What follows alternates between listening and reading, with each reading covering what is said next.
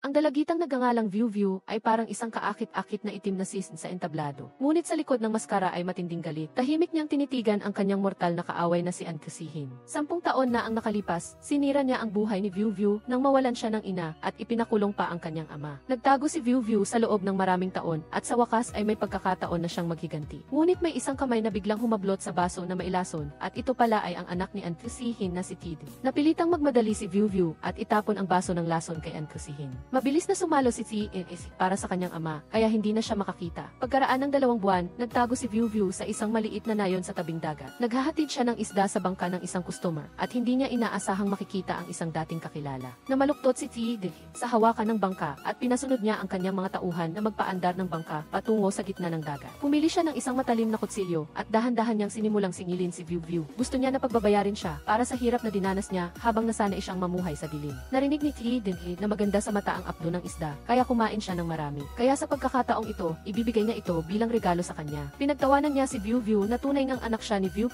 na gumamit ng isang stupidong paraan para asasinahin si An Kusihin. Naalala niya na dinaya ng ama ni Viu ang proyekto at pinatay pa ang kanyang asawa na si Tilan. Si Viu mula sa pagiging mayaman ay biglang naging isang tindera ng alak sa isang bar. Pinaalala niya kay TNF na huwag niyang isipin na dahil niligtas niya si An Kusihin mula sa lason ay mamahalin na siya nito. Dahil ang sabi-sabi ng mga tao, isa lang siyang anak sa labas na hindi mahal. Nagdilim ang paningin ni Hideki at hinawakan niya ng mahigpit ang leeg ni Viu. Ngunit mayroon pa siyang inihandang regalo, isang music box na may 3 paa. Ibinunyag niya na bumisita siya sa bilangguan para makita ang ama ni Viu. Higpit na hawak ng ama ang music box at paulit-ulit na tinatawag ang pangalan ng kanyang anak. Hinawakan ni Viu ang kutsilyo at tinanong si Hideki kung anong ginawa niya sa kanyang ama. Sabi niya na hindi niya kailangan nasaktan ang taong halos patay na, kundi ipinaalam lang niya na hindi na siya aabot sa araw na ito. Viu, binulag mo ako, kaya ipipikit ko ang iyong mga mata magpakailanman. Itinulak ni TNS si Viu sa bubong ng bangka. Ngumiti siya ng mayabang at itinulak siya sa dagat. Inihagis niya ang music box bilang huling regalo para sa kanya. Sa malamig na tubig, sinubukan ni Viu na abutin ang music box na dinisenyo ng kanyang sariling ina.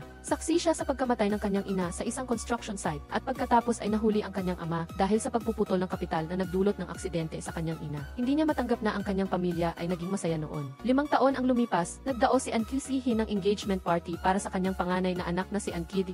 Nagbubulungan ang mga bisita na hindi dumating si Tid sa kasal ng kanyang kapatid na babae. At ang lalaki ay nahihiya na magpakasal sa isang may kapansanang babae. Narinig ni An Kusihin na abala ang lalaking ikakasal na si Kao Sam sa Hechu, kaya napilitan siyang humingi ng tawad sa kanyang mga bisita. Sinabi niya na sa kanyang pagkatao, hindi na niya ipapakasal ang kanyang anak. Ngunit ang lalaking ikakasal na si Kao Sam ay nagpadala ng isang malaking regalo para sa kanyang asawa. Iyon ay isang sertipikadong kopya ng kanyang mga ari-arian bago at pagkatapos ng kasal, na personal na pag-aari ni Tid. Karagdagan pa, inilipat ni Kao Sam ang lahat ng kanyang savings at ari-arian sa kanyang pangalan sa kanyang nobya. Sabi ni An Kusihin, hindi mahalaga sa kanyang manugang kung ano ang tingin ng ibang tao sa kanya o kung ano ang apelyido ng magiging anak nila. Ang mahalaga lang ay maunawaan ng lahat kung gaano niya kamahal si Teddy. Sa kabilang banda, nahuli ni Tidengyu ang assistant ni Kao Sam.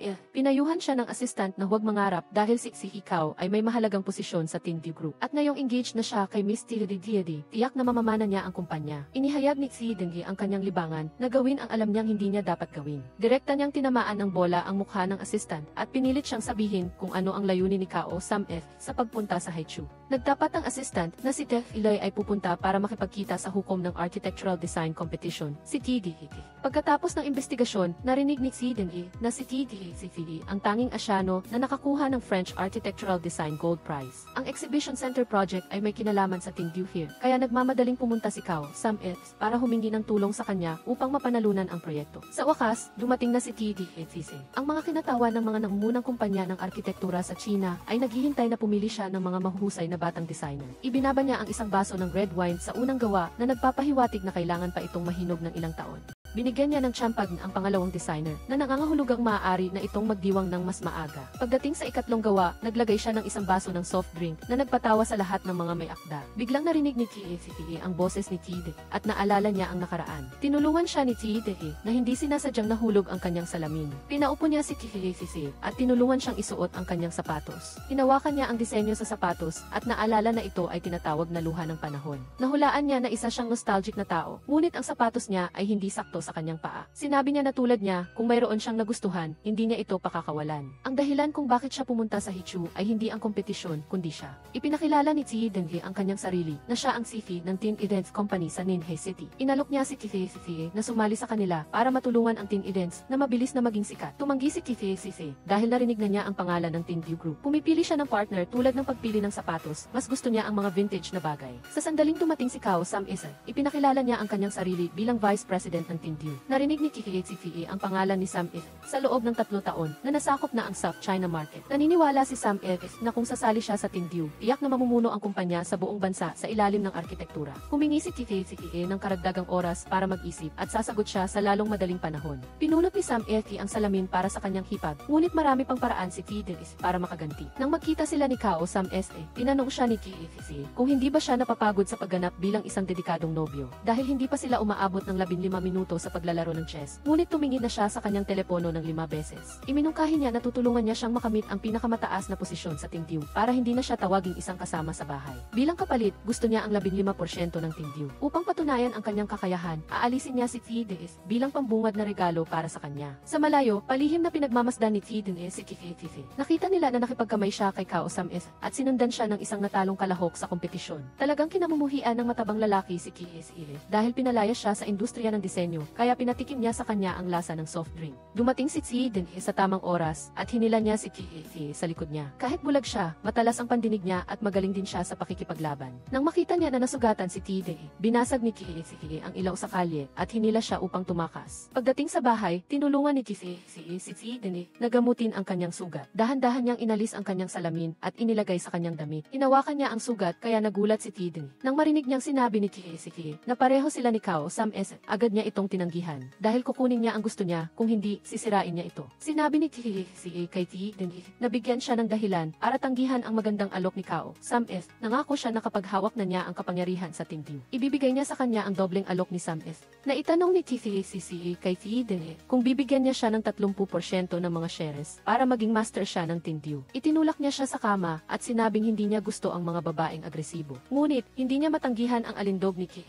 Inalok niya siyang sumama sa kanya sa Ninhae kinabukasan. Sinabihan ni Ji na magkaroon sila ng masayang kooperasyon. Sa kabilang banda, ang matabang lalaki na humarang kay Ji ay nakatanggap ng kanyang bayad. Nalaman na ang lahat ng nangyari ay plano ni Ji. Kahit na nagsikap si Ji na maging normal, alam niya na bulag talaga siya. Sa halip na takutin ang ahas, itatapakan niya ito tulad ng isang bato sa daan para makapasok siya sa pamilyaan. Dahil nagdududa si Ji, ginamit ni Ji si Kao Sam-is para akitin siya. Inayos din niya ang eksena ng pagliligtas ng bayani sa isang dilag upang mahulog si Ji sa kanyang bitat. Pagkatapos ng 5 taon, sa wakas ay nakadalaw si Ji sa kanyang ina. Pumunta siya sa katabing nitso upang sunugin ang natitirang larawan niya bilang si View. Ngunit hindi niya alam, pinagmamasdan siya ni Ji mula sa malayo. Nalaman na pagkatapos siyang itulak sa dagat, iniligtas siya ng kanyang ampon na ina. Pinayuhan siya nito na huwag magmadali at kailangan niyang planuhin ang bawat hakbang para mapalapit sa kanyang kaaway. Binigyan niya si View ng bagong pagkatao at dinala siya sa ibang bansa. Sa daan pa uwi, nakita ni Ji ang lalaking nakita niya sa bangka ng mangingisda noon. Pamilyar ang mukha niya kay Ji, ngunit ipinakilala siya ni Ji bilang kanyang nobya. Naalala ni Ji na ninakawan siya ni Ji, kaya pinalayas siya ni Ankusihin sa Ninhae. Sabi ni Ji, naawa sa kanya ang chairman, kaya pinabalik siya bilang butler. Hiniling ni Ji kay Ji na protektahan si Ji dahil magiging amo niya ito. Pumunta si Ji para magbigay ng bulaklak sa anibersaryo ng pagkamatay ng ina ni Ji. Itinapon niya ang baukwet sa lupa dahil ayaw na ayaw ng kanyang ina ang amoy ng daisis. Pinapaalala ni Ji sa mag-asawa na may family party sila mamaya. Nang magbigay na siya ng respeto sa kanyang ina, tinanong ni Ji kung bakit naroon si Ji. Sabi niya, gusto niyang alamin kung bakit ang paboritong anak ng Teen View Group ay naging isang bulag na tao na hindi nire-respeto. Nalaman niya na isang babae ang nambulag sa kanya, ngunit hindi nagtagal ay namatay din ito. Nagtaka si Ji kung natatakot ba siyang maging pangalawang View. Siniguro ni Ji na mas matalino siya, kaya alam niya ang tamang pagpipilian. Masaya siya sa kanyang posisyon bilang nobya para matulungan siya na maging bagong may-ari ng Teen View. Bago pumasok sa family, pinapaalala ni Ji kay Ji na maging maingat dahil maraming mga mata ang nakatutok sa kanya. Sila ay parang mga buitre na kapag nagkamali siya ay pupunitin siya ng 8 piraso. Siniguro ni Ji na hindi siya gagawin ang party ngayong gabi na huling hapunan sa family. Nang marinig niya ang mga yapak, tinanong ni Ji kung bakit siya naroon. Ang kanyang apelyido ay An at wala siyang kapatid na may ibang apelyido. Naisip ni Ji na sila ay pinanganak na magkapatid dahil ang isa ay bulag at ang isa ay pilay. Mabilis na hinila ni Tiffy si Dennis para maiwasan ang banggaan. Ipinakilala ni Dennis si Tiffy na siya ang kanyang nobya. Nakita ni Kao Sam na kararating lang ng kanyang kapatid, kaya nagbigay siya ng isang sensational na balita. Sinabi ni Dennis na napaka-productive niya, hindi tulad ng isang tao na umalis sa engagement party para pumunta sa Haichu at hindi rin naimbita si Tiffy. Ipinaliwanag ni Sam na mas matanda siya ng isang taon kay Tiffy, kaya inimbita niya itong sumali sa team view. Pinaalala ni Dennis sa kanyang mahal na kapatid na babae na mahigpit niyang hawakan ang kanyang nobyo. Sinabi ni Tilde na si Dennis ay katulad ng kanyang ina na walang pakialam sa mga paraan para makuha ang posisyon ng ibang tao. Sa wakas, dumating na rin si Kusihin at ipinaalala kay Tiffy ang matinding galit. Sa hapunan, sinisi ni Sam ang sarili niya sa pagpapagalit kay Tilde, ngunit sa halip ay itinaguyod niya ang pag-ibigan ng kanyang kuya. Gayunpaman, kung tama ang kanyang pagkakaalala, 3 araw pa lang silang magkakilala. Naisip ni Dennis na kinamuhian niya ang isang tao sa buong buhay niya, ngunit minahal niya ang isang tao sa isang sulyap lang. Bigla niyang binuksan ang kahon ng singsing at nag-propose kay Tiffy sa harap ng buong pamilya. Tiffy, simula nang hawakan mo ang kamay ko para tumakas, na-stop na ang buhay ko sa iyo. Para hindi ka na makatakas, kailangan kong isuot ang singsing sa iyo at hawakan ka ng mahigpit. Umiti si Tiffy at isinuot ang natitirang singsing kay Tiffy. Pinuri ni si Tiffy sa kanyang lakas ng loob na nagpagising sa pag-ibig ng isang bulok na kahoy. Sinabi ni Tiffy na nang nasa Haichu sila, iniligtas siya ni Dennis mula sa isang grupo ng mga thugs. Sa sandaling iyon, napagtanto niya na siya ang magiging asawa niya. Nagtaka si Sam kung nagkataon lang ba iyon o kung lagi bang sinusundan ng kanyang kuya si Tiffy. Inamin ni Dennis na sinusundan niya siya dahil humanga siya, hindi tulad ng isang kapatid na madaling makuha ngunit hindi makakaya. Alam ni na nag-aaway ang 2 anak niya dahil pareho silang interesado sa exhibition project. Tinanong niya si Tiffy kung sino sa tingin niya ang mananalo sa mahalagang proyektong iyon. Naintindihan niya ang ibig sabihin ng chairman kung sino kina Dennis at Sam ang karapat-dapat na magmana ng team view. Dahil hindi maganda ang negosyo ng kumpanya kamakailan, kailangan nila ng isang tao na magliligtas sa team view mula sa panganib. Sa banyo, nasusuka si Tiffy dahil kumakain siya sa iisang mesa kasama ang kanyang mga kaaway. Biglang dumating si TDD at binigyan siya ng tissue. Inisip ni Tiffy na matagal nang alam ni TDD ang kanyang pagkatao. Ngunit hindi siya nagsalita para makita kung may lakas siya ng loob na gawin ang susunod na hakbang. Binalaan ni TDD si Tiffy na huwag siyang mag-isip na matalino siya. Narinig niya na 3 taon na ang nakalipas, umibig si TDD sa isang mayaman na babae. Balak niya itong dalhin upang tumakas, ngunit pinaghiwalay sila ni Kusihin at pinalayas siya sa Ninhay. Nang bumalik siya, patay na ang babae. Kinuha ni Tiffy ang panulat sa dibdib ni TDD at mabilis siyang sinako. Naisip niya na mayroon silang parehong layunin, kaya mas mabuti kung magtutulungan sila para maghiganti. Nang makarinig siya ng ingay sa labas, agad siyang pumunta upang siyasatin ito. Nakita niya na gumagalaw ang florera at agad siyang inisip na si Sidin ito. Sa daan pabalik, tinanong ni Dennis si Tiffy kung saan siya galing. Sinabi niya na may multo sa bahay na ito, ngunit mas takot siya sa puso ng tao. Yumakap siya sa kanyang nobyo dahil may mga mata na nakatutok sa kanila. Pagpasok sa loob para makita ang kanyang nobya, sinubukan ni Sam na suyuin si Tiedi. Pinalaya siya nito upang sundan si Tiedi at binasag ang vase na nagdugo sa mukha ni Sam. Binuhat niya si Tiedi sa kama at sinabing isang beses lang gagamitin si Tiedi. Sinugod niya ang kanyang nobya para bigyan ng kasiyahan at hindi na ito nagalit pa. Habang sinusubukan ni Tiedi ang kanyang wedding dress, hindi inaasahang nakita ni Sam si Tiedi. Pinuri niya ang panlasa ng kanyang junior na katulad niya, ngunit hindi niya inaasahan na mahuhulog si Tiedi sa kanya sa loob ng 3 araw. Inulit ni Tiffy na si Tiffy ay isang pambungad na regalo lamang na ibinigay niya kay Sam Sasali siya sa maliit na kumpanya ni Tid at personal niyang pamamahalaan ang Exhibition Center Project. Pagkatapos niyang magpanggap na tinulungan niya itong mapanalunan ang proyekto, aalis siya kaagad. Handa nang umalis si Tiffy sa bridal studio nang bigla siyang nakabangga si Tid. Sinubukan ni Tiffy na huwag gumawa ng ingay, ngunit hindi sinasadyang hinarangan niya ang lahat ng daan niya. Sinubukan ni Tiffy na tusukin ng karayom ang mga mata ni Tid nang biglang tinawag ni Sam ang kanyang kuya. Sabi ni Tid na dumating siya para pumili ng wedding dress, ngunit nakalimutan niya ang sukat ni Tiffy. Inilabas niya ang kanyang telepono at tinawag ang kanyang nobya, kaya nagmadali siyang patayin ang kanyang alarm clock. Biglang naalala ni Tid na abala si Tiffy sa pagdidisenyo ng blueprint ng Exhibition Center. Pagbalik sa team events, tinanong ni Tid ang kanyang nobya kung sanay na ba siya sa bagong kapaligiran. Sabi ni Tiffy, natatakot ang lahat sa brutal na kapangyarihan ni GD, kaya maayos ang pakikitungo sa kanya. Kumatok si Tiffy sa mesa para tingnan ni Tid ang plano. Gusto niyang gawin ang bubong ng Exhibition Center na may cross-hatch pattern. Ang buong istruktura ay gagamit ng salamin upang lumikha ng isang transparent na espasyo na nagpapalab sa linya sa pagitan ng loob at labas. Nang marinig ni Tiffy na interesado si Tid sa opinyon ng chairman ng bid committee, ibinagsak niya ang design table. Sabi niya na hindi niya kailangang malaman kung paano idinisenyo ang istruktura, ngunit kailangan niyang bigyan ng tamang gamot ang pasyente. Narinig niya na ang chairman ng bidding committee ay si Keith Lee na mahilig sa fencing. Nag-sponsor siya ng maraming amateur fencers, ngunit huminto lamang sa top 16 na. Kung tutulungan niya itong burahin ang kahihiyan ng pagkatalo, tiyak na mananalo siya sa exhibition center project. Sa fencing arena, ang pagtatanggol at pag-atake ni T.D. ay nakasalalay sa kanyang pandinig. Mabilis na natalo ni T.D. si Keith Lee na nagduda sa kanya na nasa ibang lugar ang mga mata nito. Sabi niya na maraming bagay ang hindi kailangan ng mata, ngunit kailangang maramdaman ng puso. Sa kanilang bahay, humingi ng tulong si Keith sa kanyang sarili para maglagay ng gamot. Naisip ni T.U.Z. na si T.D. ay naghihiganti, kaya nalaman niya agad na nagkita si Keith at Sam is sa bridal shop. Namulat si Kisi na nagpapanggap lang na bulag si T.D. Samantala, nasa ilalim siya ng malamig na tubig at naisip niyang siguro ay nahulaan na ni View ang katotohanan. Simula pa lang, nagpanggap na siyang bulag at kinontrol na niya ang lahat ng pangyayari. View, ano man ang tingin mo sa akin ngayon, balang araw ay maintindihan mo ang pagkatao ko. Sa susunod na fencing practice, hindi pa rin matalo ni Kiki si T.D. Sinadya niyang ihulog ang panulat ni T.D. Sa sandaling nakatanggap si Kiki ng balita na naaksidente ito sa sasakyan. Sigurado siya na masama pa rin si T.D. Ngunit hindi na siya ang View 5 taon na ang nakalipas. Nag-focus siya at nakipaglaro ng isang laban sa kanya. Tinulak ni Kidong ang takip ni Jedge, ngunit malakas din siyang lumaban. Gayunpaman, dumugo pa rin siya hanggang sa mawalan ng malay. Nang magising siya, nakita ni Jedge ang sarili sa bahay ni Kidong. Binigyan siya ng 5 minuto ni Kidong upang mag-ayos para tanggapin ang magarbong pagkain na inihanda niya. Sa almusal, tinanong ni Kidong si Jedge kung hindi ito masarap. Naalala niya kung paano makakakain ang isang bulag na nagluto ng pagkain. Ngunit curious siya sa tunay na layunin nito. Sinabi ni Kidong na gusto niyang bigyan si Jedge ng premyo dahil nakamit nito ang pamantayan upang makasali sa paligsahan sa pag-iiskrima ng kababaihan. Sa palagay niya, hindi na kailangan pang dalhin siya rito upang batiin siya. Pinaalalahanan ni Kidong ang kanyang kasintahan na hindi makatwiran na hindi siya manirahan sa kanyang bahay. Bukod pa rito, gusto niya siyang bigyan ng espesyal na pagsasanay.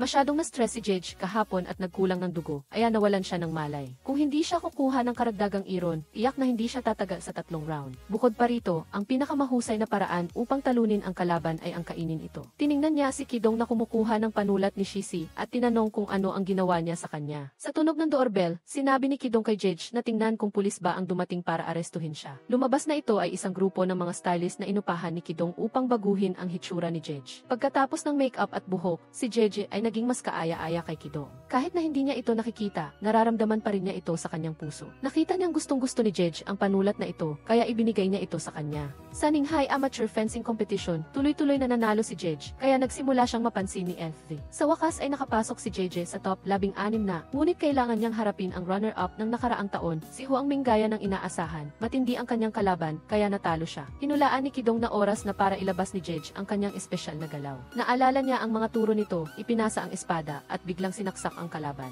Kahit na hindi nakapasok si Jedge sa finals, nanalo siya sa mata ni FV. Ipinasabi niya sa isang tao na imbitahan siya na sumali sa Feudal Saber Fencing Club. Nang malaman na mahilig mag-jogging si FV, dumating si Sam S. para sunduin siya at nagkita silang muli ni Jedge. Nang makita ang isang sasakyan na dumaraan, mabilis na hinila ni Jedge si FV, ngunit na-dislocate niya ang kanyang braso. Lihim siyang sumenyas kay Sam S. upang magkaroon ng pagkakataong makalapit kay Daphne. Pagdating sa pamilyar na klinika ng tradisyonal na Chinese medicine ni FV, nakita ni Jedge ang larawan ng isang babae na may parehong estilo ng pananamit niya noong laban. Sinabi ni Dr. Xia na ito ang anak ni FV, si Wenwen. Gusto niya ang fencing at pumunta rin dito dahil sa isang dislocated na braso. Ngunit 3 taon na ang nakalilipas, nagpakamatay si Wenwen dahil sa isang nabigong pag-ibig. Binigyan ni Dr. Xia ng gamot si Jedge at hiniling sa kanya na ibigay ang kahon ng regalo kay Daffy.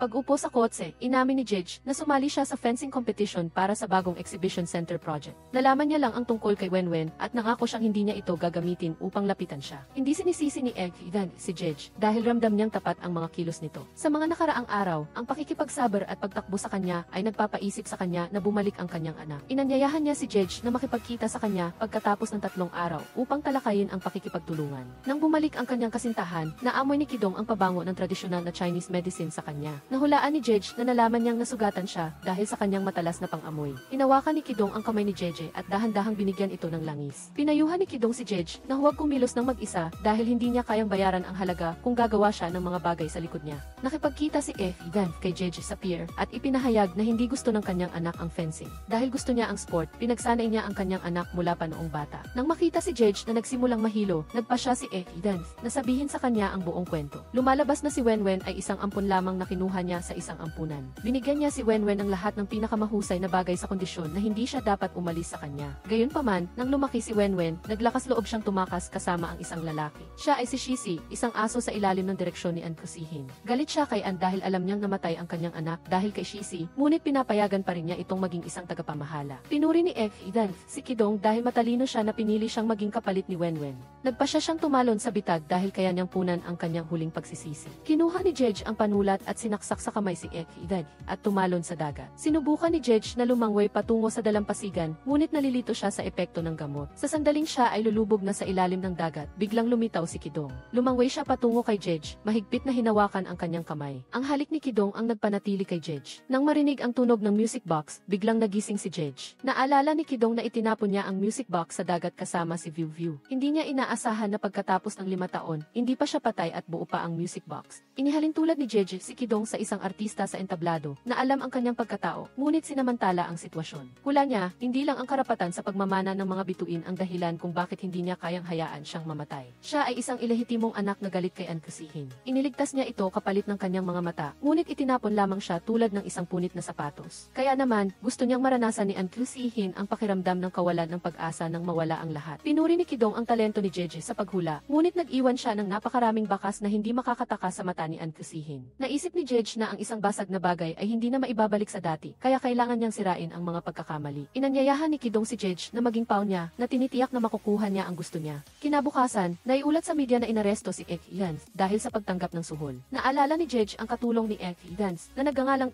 Bien at lihim na kinuhanan ng video ang panloloko niya sa kanya. Kung suhulan ni Kidong si Bien, maaari niyang gamitin ang video upang pilitin si Eden na ibigay ang Exhibition Center project. Kaya, bakit niya ipinakulong si Eden? Gusto ni Jeje na mahanap si Bien View upang magamit siya sa pagkontrol kay Kidong. Inanyayahan ni Sam S.E. ang kanyang kuya at hipag na kumain at binati ang kanyang magiging hipag sa pagtagumpay niya sa pagsubok. Pinuri niya si Kidong sa pagiging malakas, kahit bulag ay nagawa pa rin niyang talunin ang mga tauhan ni F.Le. at tumalon sa dagat upang iligtas ang kanyang asawa. Tinanong ni An Kusihin ang kanyang anak kung kailan siya gumaling. Hinubad ni Kidong ang kanyang salamin at inamin na nakakakita na siya bago siya pumunta sa Hichu. Nagtaka si Jingjing kung nagpapanggap na bulag si kuya para pagsamantalahan ang pakiramdam ng pagkakasala ng kanilang ama. Naalala niyang pinakagusto ng kanyang ama ang sinungaling, kaya hindi karapat-dapat si Kidong na magmana ng mga bituin. Tinanong ni Jeje ang lahat kung naramdaman na nila ang kawalan ng pag-asa na matrap sa walang hanggang dilim. Kinailangan ni Kidong na mabuhay sa ganoong pakiramdam sa loob ng 5 taon at nawala rin ang kanyang karapatan na magmana ng mga bituin. Gusto lang niya na isaalang-alang ng kanyang ama ang kanyang sakripisyo at hayaan siyang bumalik upang mag-ambag sa mga bituin. Alam niyang galit na galit si F.Le. sa kanyang ama, kaya hiniling niya sa kanya na lapitan siya upang kumuha ng ebidensya ng kanyang katiwalian. Dahil kung si F.Le. ay mananatili pa rin sa posisyon bilang chairman ng building committee, ang mga bituin o ang kalangitan ay hindi maaaring mangarap na makuha ang proyekto sa Exhibition Center.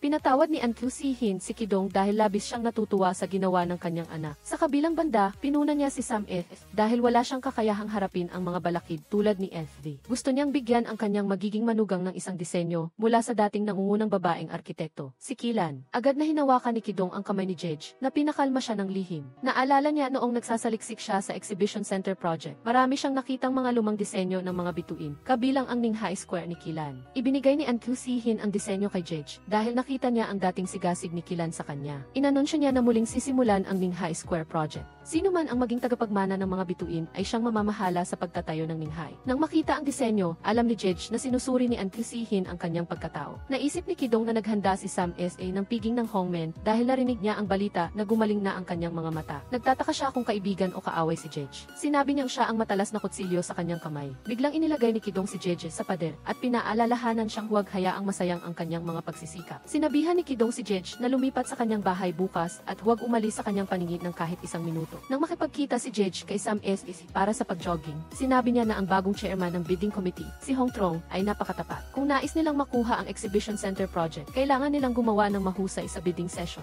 Unti-unti niyang nakuha ang tiwala ni Kidong, kaya lihim niyang kinuha ang bid quotation para kay Sam S. Sa kabilang banda, inayos ni Kidong ang music box para kay Jeje. Lumabas na nagkakilala na sila noong bata pa sila. Nawala niya ang kanyang music box, kaya humingi siya ng tulong kay Kidong upang hanapin ito. Kinuha ni Kidong ito sa mga bato, ngunit hindi sinasadyang nabali niya ang braso ng manika. Pinilit ni Jeje siyang bayaran ito sa pamamagitan ng pagtuturo sa kanya na tugtugin ang kantang ito. Paglipat sa bahay ni Kidong, Kidong, kinumpis ka ang lahat ng elektronikong kagamitan ni Jedge. Nagtungo siya sa silid ni Kidong at nakita siyang nagbaboxing sa dilim. Tinanong niya kung bakit hawak niya ang kanyang mga gamit. Sinabi ni Kidong na kailangan niyang mag-ingat dahil marami siyang record ng kriminalidad. Hindi niya kailangan gawin ni Jedge ang anuman, tanging maging kanyang buong pusong kasintahan. Habang nagdidisenyo si Kidong ng plano, sunod-sunod na bumili si Jedge ng mga sikat na tatak gamit ang pera nito. Si Gee, ang kanyang katulong, ay nalulungkot para sa kanyang amo. Lihim na bumili si Jedge ng mga nakatagong kamera sa pagkain, kaya hindi siya nahuli ni Gee. Naglagay siya ng mga kamera sa lahat ng dako upang masubaybayan ni Tiuwi ang mga aktibidad ni Kidong. Sinabi ni Tiuwi na natapos na ni Kidong ang bidding toser at nakatulog si Kid sa labas ng pinto ng silid ni Jedge. Habang naliligo si Kidong, lihim na pumasok si Jedge sa opisina upang tingnan ang bidding dossier. Bago pa man siya makakopya, sinabi ni Tiuwi na tapos na maligo si Kidong.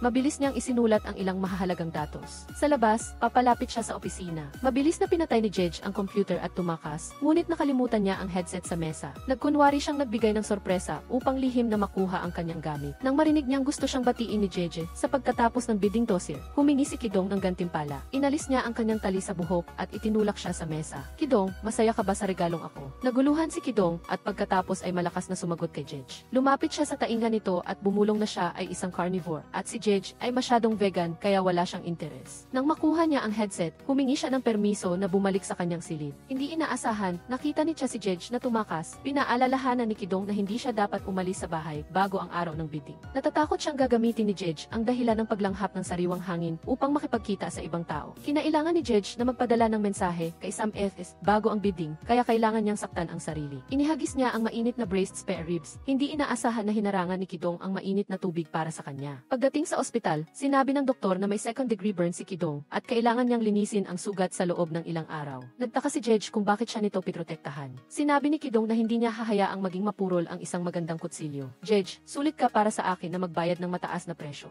Nang makita si Jedge sa lobby ng ospital, pinuri ni Sam Delty ang kanyang plano at sa huli ay nasugatan pa si Kidong. Ibinigay niya ang datos kay Sam S. upang mabago niya ang bidding plan. Sa kabilang banda, humanga si Gee kay Jedge na hindi nang hihinayang nasaktan ang sarili upang magpadala ng mensahe kay Sam F. Inisip ni Kidong na hindi na niya kailangan ang kanyang buhay, lalo na ng isang maliit na sunog. Kung kinakailangang magsakripisyo, umaasa siyang siya ang magsasakripisyo. Nagtanong si Yeti kung nahulog ang loob ni Kidong kay Jedge. Naguluhan si Kidong at itinanggi ito na sinasabing mas mahalaga sa kanya ang pangkalahatang sitwasyon. Bago ang bidding, tinanong ni Jedge ang tungkol sa sugat sa kamay ni Kidong. Humingi siya ng tulong sa kanya na pumili ng kurbata upang magdala ng swerte sa kanya. Tiningnan niya ang kurbata na mukhang-mukhang ang kanyang estilo, tulad ng isang tinik na nakatago sa ilalim ng isang bulaklak. Pinayuhan ni Jedge ang kanyang asawa na mag-ingat na huwag masaksak ng tinik. Jedge, bukod sa iyo, walang makakasakit sa akin. Sinabihan ni Kidong ang kanyang kasintahan na maging masunurin at maghintay sa bahay para sa kanyang pagbabalik na may tagumpay. Nangako si Jedge na magluluto siya ng mga pagkain para sa kanya.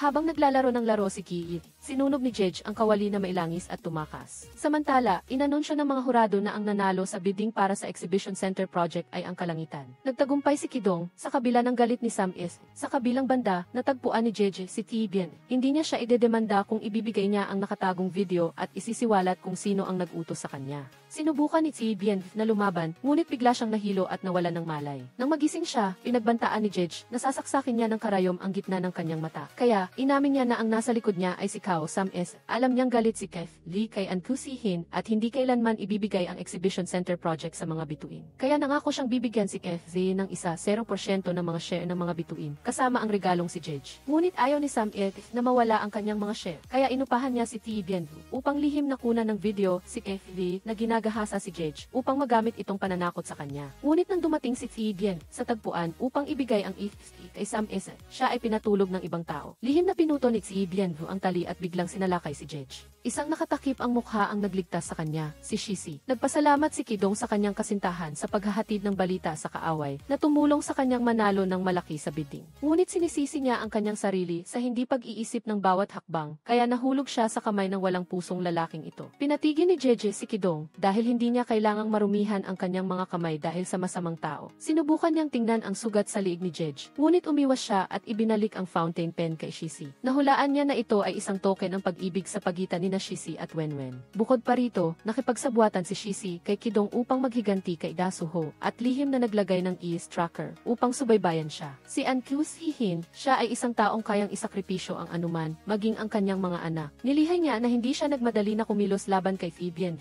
upang makita makita ang reaksyon ni Kidong kapag nasa panganib si Viu Viu. Alam niyang hindi lang pinahahalagahan ni Kidong ang kanyang kakayahan, kundi nagmamalasakit din siya rito. Pinayuhan niya si Kidong na huwag maging katulad niya, na hanggang ngayon ay nagsisisi pa rin. Nang makipag-usap ng pribado kay Jeje, ibinigay ni Kidong sa kanya ang AFSB na kinuha ni Shisi mula kay Fabian. Sinabi niya na ibigay ito sa pulis upang ireklamo si FA sa hindi matagumpay na panggagahasa. At si Kao Sam ESA ay nagdagdag pa ng panggatong sa apoy. Itinapon ni Kidong ang AFSB sa apoy dahil ang huli niyang kaaway ay si An Kusihin. Kung sisirain niya si Jeje dahil kay Kao Sam ESA, hindi ito sulit. Jeje, natatakot ka ba na panatilihin kita sa aking tabi upang patuloy na pahirapan ka? Dahil 5 taon na ang nakararaan, binulag mo ako at pagkatapos ay itinapon kita sa dagat, kaya bayad na ang ating utang. Nahulaan ni Jeje na itinapon siya ni Kidong sa dagat upang maging drama para kay An Kusihin. Dahil marami siyang paraan upang saktan siya, ngunit pinili niya ang isang lugar na puno ng mga bangka ng pangingisda. Kung bayad na ang ating utang, oras na para magtulungan. Ang bawat bidding ay kinansela dahil may nagulat na ninakaw ng kumpanyang Tianyu ang bidding quotation ng Starlight Group. Hula ni Jeje, sinuhula ni Kao Sam FA ang taong namamahala sa bidding ng Tianyu.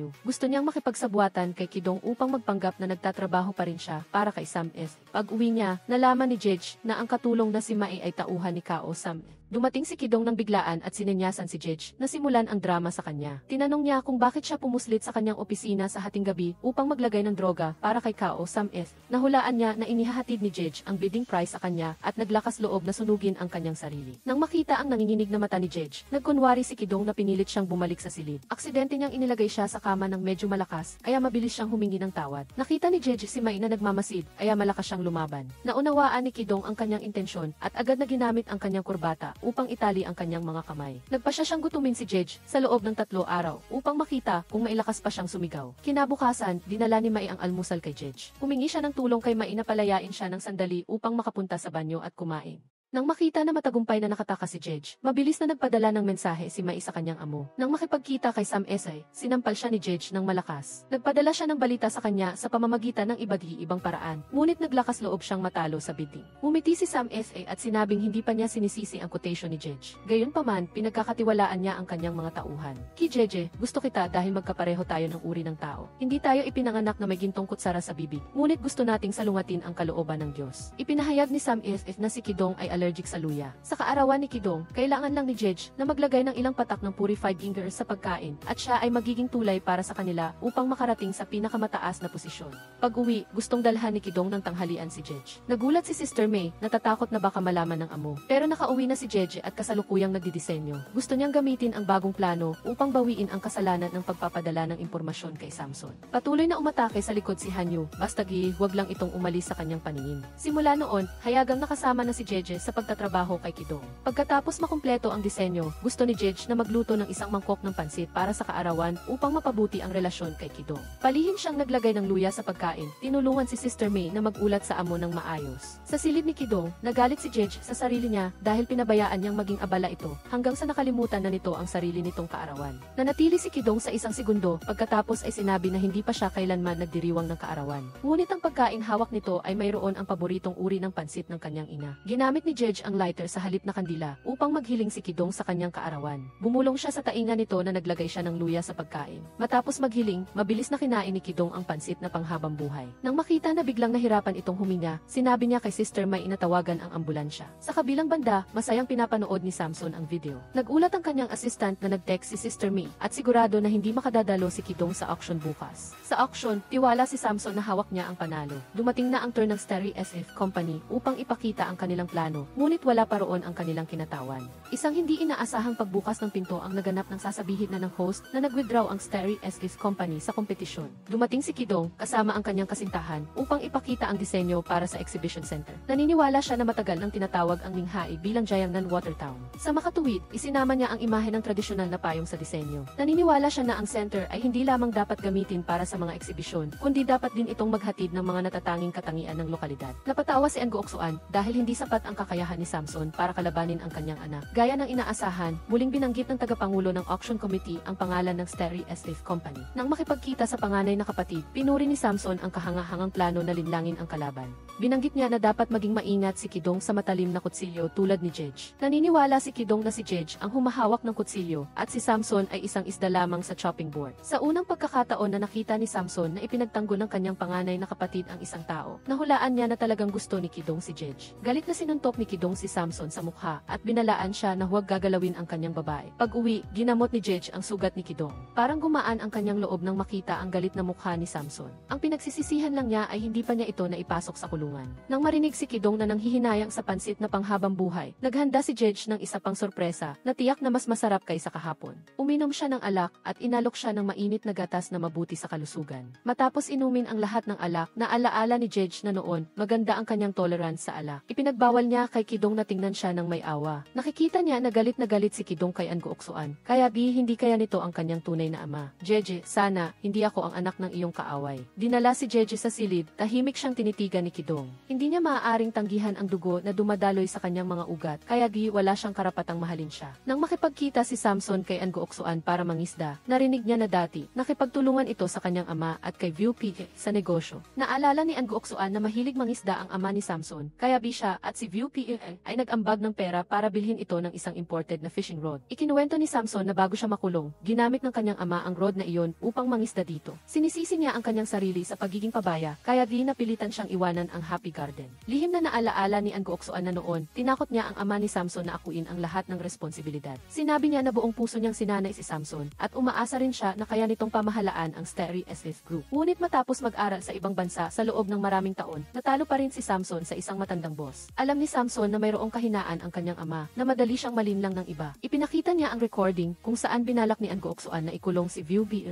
Hindi niya ito gustong ilabas, ngunit pinilit siya ni Kidong hanggang sa wala na siyang ibang pagpipilian. Sinabi niya na hindi malinaw ang pagkamatay ng kanyang ama sa bilangguan, ngunit mahaba pa ang buhay ng kanyang mga anak. Nang magising si Jeje, narinig niya ang balita na itinalaga ni Anguoksuan si Kao Samson bilang general manager ng subsidiary na Starry SS para pamahalaan ang proyekto ng exhibition center. Itinulak naman si Kidong pababa upang maging deputy general manager ng Starry SS. Sa kabilang banda, nakita ni Anguoksuan na kalmado pa rin ang kanyang anak. Nahulaan ni Kidong na isa lamang itong paraan upang maantala ang sitwasyon dahil ibinigay ng kanyang ama ang exhibition center kay Kao Samson, ngunit hindi pa nito inaanunsyo kung kanino mapupunta ang Starry SF Group. Sinabi ni Ann na pagkatapos ng isang linggo, hayagan niyang itatalaga si Samson bilang tagapagmana ng korporasyon. Tiniyak ni Kidong na aayusin niya ang mga alalahanin ng kanyang ama sa panahong ito. Nang makipagkita kay Jeje, ipinagyabang ni Samson na hindi lamang siya ang kumuha ng Starry SF, kundi nakakuha rin ng 30% ng shares ng korporasyon. Tinawag niya itong ipis na hindi mamamatay kahit anong hampas. Nagtataka siya kung anong klaseng masamang plano ang ginawa nito upang mahuli si Anguoksuan. Ibinunyag ni Samson na nangisda lamang siya kasama si Chairman Ann, nag-iwan ng sapat na pain para mahuli ang malaking isda. Inilagay niya ang kamay ni Jeje sa kanyang puso, sinasabihan itong damhin kung paano dumadaloy ang dugo dahil sa pagtataksil. Nawala ng kontrol si Samson at pwersahang hinalikan si Jeje sa opisina. Dumating si Kidong sa tamang oras at sinuntok ito hanggang sa bumagsak sa sahig. Gawin mong mas kaakit-akit ang iyong mukha. Kinuha ni Kidong ang isang picture frame sa malapit at hinampas ito ng direkta sa ulo ng lalaking may masamang hangarin. Lumalabas na sinadyang bitagi ni Kao Samson si Kidong upang makulong ito bago ang shareholders meeting. Nalaman ni Xiamian na ang kanyang kapatid na si Xini ay nahulog sa bitag ni Kao Samson. Naalala niya ang sinabi nito na nakapangisda na siya kasama si Anguoksuan. Sinuri ni Xiaopo ang personal na account ni Samson at nalaman niyang nangingisda ito sa Wangsin Lake. Pagkatapos magtanong-tanong, iniulat ni Xiaopo na may isang taong nakakita kay Samson na nakikipagtalo kay Anguoksuan bago may itinapon ito sa lawa. Sa wakas, nahanap ng diver ang recording pen. Dahil sa matagal na pagkababad sa tubig ng aparato, tanging ang mga sinabi ni Anguoksuan na nagbibintang sa lahat ng responsibilidad sa Plaza Project kay VP